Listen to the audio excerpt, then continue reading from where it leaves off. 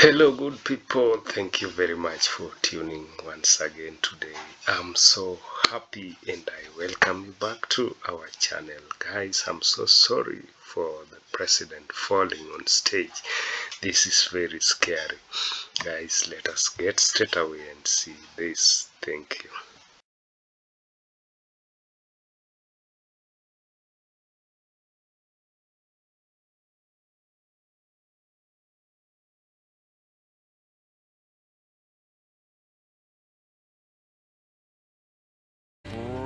President Biden falling hard in the polls, and his campaign is off to a rocky start. If only there was some kind of visual metaphor.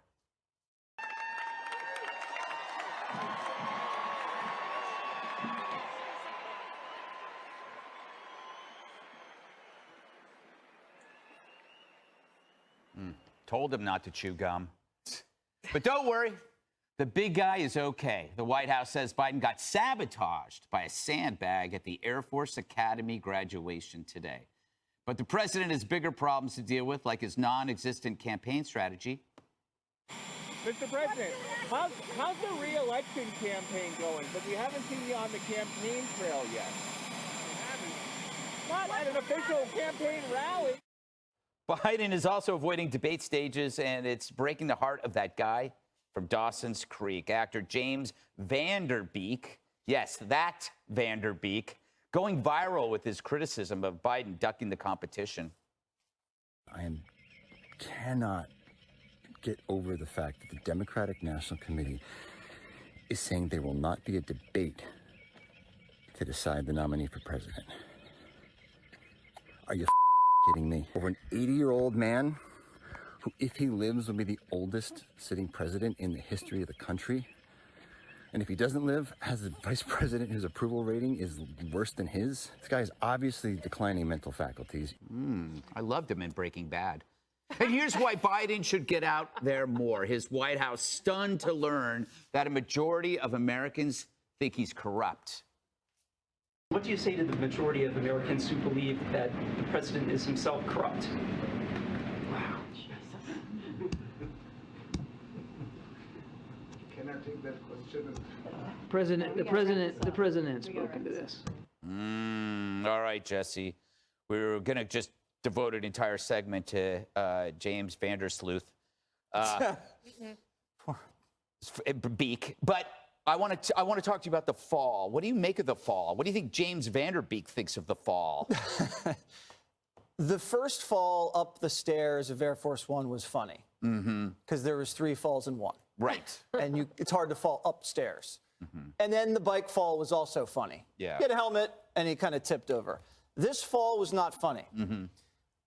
I wanted it to be funny. When someone sent it to me, I looked at my phone and I expected to laugh. Yeah. And then I actually felt bad.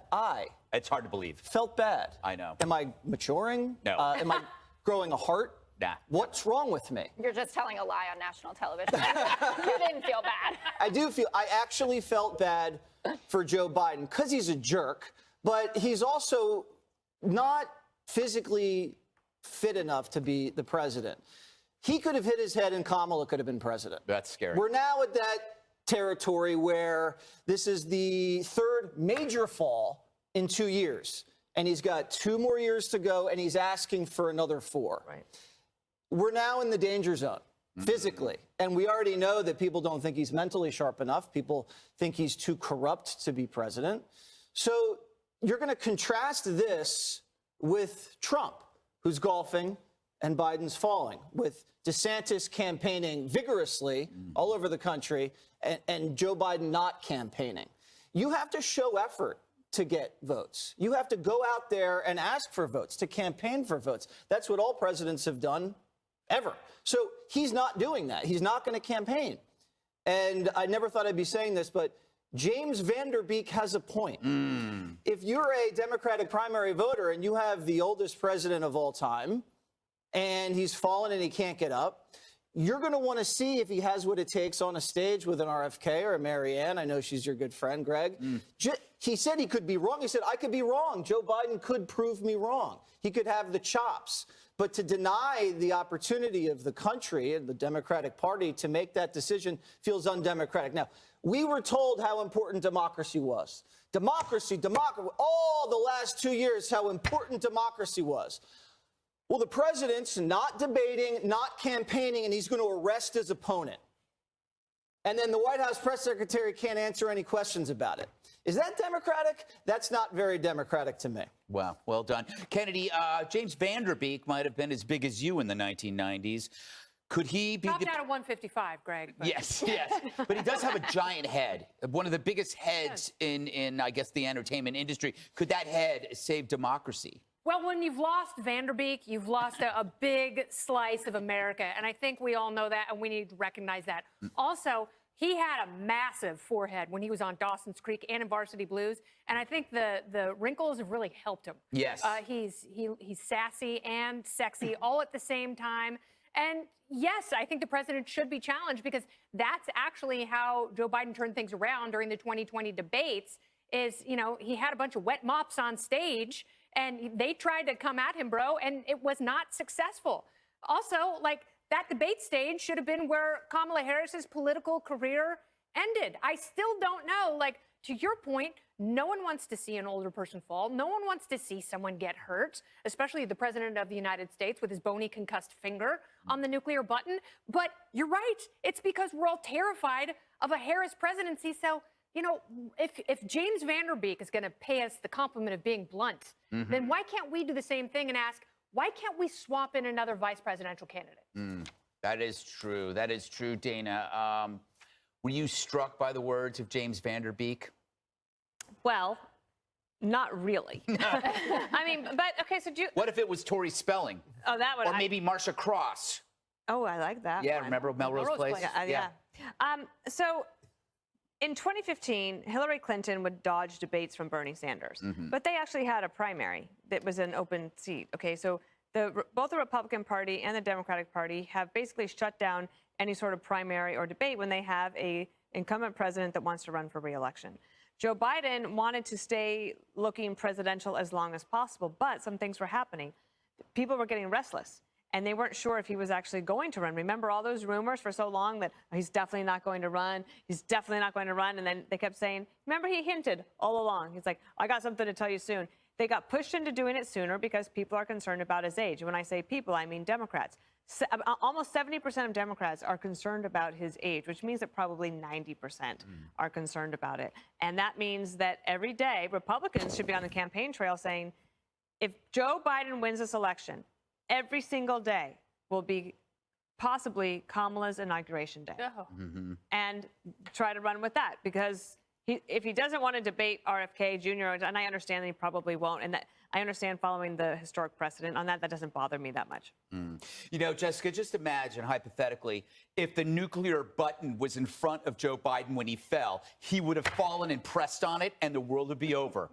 Are you happy now that you voted for him? I'm trying you to just think. voted for the extinction of America and the world. The world. Yes.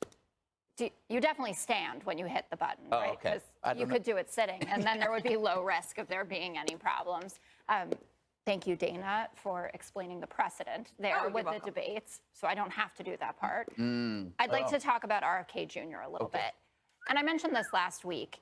I have not met a single Democrat who is interested in RFK Jr. I've met a lot of conservatives that are hanging on his every word and talking about how this is a guy that gets it. Not one Democrat. I'm talking about normal Democrats you might meet, Politico types, people who have supported other candidates. Like Bernie Sanders' people who don't like Biden, who didn't like Hillary, aren't even saying like RFK is the dream. Bernie's already said he's going to come out and support Biden. Now, what does that mean? That his support and Marianne Williamson's, which is about 10% right now, is people who are concerned about another 4 years of this. But there was a really interesting focus group. They wrote about it yesterday in the New York Times, run by Kristen Soltis Anderson, a Republican pollster, talked to 11 disaffected Democrats who all have big concerns about Biden. Not a single one said that they would vote for Trump or DeSantis over him. So that's still a huge mountain to climb for them. In terms of the corruption point, you know, and I understand it was funny to hear Karine Jean-Pierre say Jesus really, you know, audibly, and Kirby's reaction. But this is something that, A, they're going to have to deal with and continue to push back on. But now there is so much fodder to be discussing what's going on the other side. We know from yesterday there's audio of President Trump talking about how he had a classified document about a potential attack on Iran in his possession at Bedminster, where I don't think you do any of your presidential work necessarily. That's with Jack Smith now. People are saying that it's going to be obstruction now and espionage if he ends up charged. Espionage. What? You think it's a joke? It's not a joke. The National Records Office reached out to Trump's lawyers on May 6th in 2021 and said, you have documents that we own. Send them back. 3 days later, we have images of Trump boarding a plane for Bedminster and boxes being carted into it. Okay, you can send the Iranians billions in cash in the middle of the night, but you can't have a document? Is this Stop it. No, you stop it. That's espionage, it's but this below isn't. you. That is below you. If Nothing you is below me. Nothing is below me. How dare you How dare you? You know me better than that. It's true. He can always go lower. It's so scary. Jesse Waters, he can always go lower. Real quick before we go, I just want to know what went through your mind when you saw the fall. I was scared for him. Like I would be scared for anyone. I was happy to know that at least there was a sandbag that he tripped over. But anyone who falls like that. Oh, you believe the sandbag thing? I believe. Okay. You know what? We have a president who can't walk. We had one in a wheelchair before. What do you care?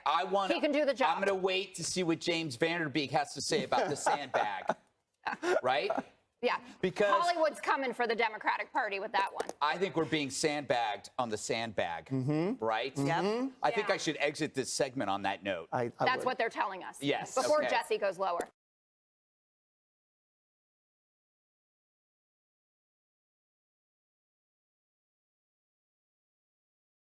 Oh no, sorry for Mr. President for that fall. So sorry for that, and so many things are transpiring in the U.S. political arena, and I believe they're gonna use this chance to put things out correctly so that there might not be a mess in their political arena. Thank you guys for watching, and see you again next time. Bye bye.